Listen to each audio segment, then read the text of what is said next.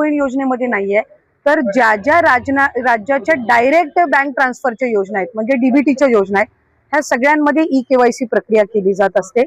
आणि हा जो 80 लाखाचा आकडा आहे, हा फक्त ई-केवायसीचा नाही.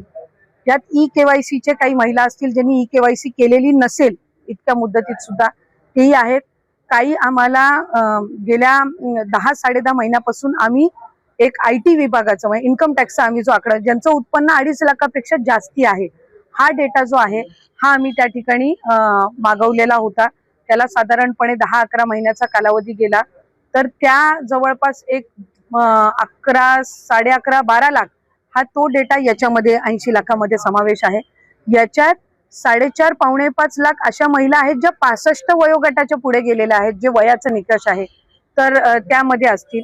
त्याच्यानंतर याच्यात सरकारी कर्मचारी ज्यांनी लाभ, त्याच्यामुळे ते याच्यामध्ये हजारांच्या पद्धतीनं, काही नमो शेतकरीचे आहेत जे नमो शेतकरीचाही लाभ घेत होते, याचाही घेत होते.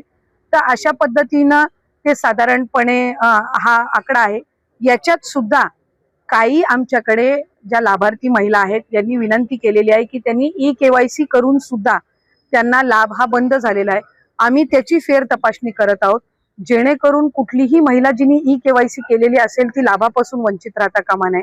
त्याच्यामुळे राज्याचे मुख्यमंत्री देवेंद्र फडणवीस साहेब, एकनाथजी शिंदे साहेब, आदरणीय सुनेत्रा काकी असतील, मंत्रिमंडळ असेल, याच्यानी आपण ती ज्यांनी ई-केवायसी केलेली आहे पण त्यांचा कदाचित काही कारणास्तव टेक्निकल अडचणीमुळे लाभ बंद झाला असेल, ती आम्ही करतोय.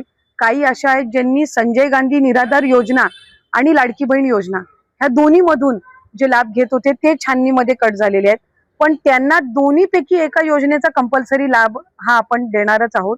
त्याच्यामुळे जे अशा बाय डिफॉल्ट दोन्हीकडे लाभ घेत होते आणि दोन्हीकडनं त्यांची नावं कट झालेली आहेत, त्यांना दोन्हीपैकी एका योजनेमध्येच तरी 100% त्याचा शासकीय ह्या योजनांचा लाभ हा मिळणार आहे. काही RTOच्या संदर्भामध्ये तक्रारी केलेल्या आहेत. यातल्या 80 लाखामधल्या जवळपास 3-3.25 लाख हे RTOचे आहेत ज्यांचे वाहनं आहेत पण ते लाभ घेत होते.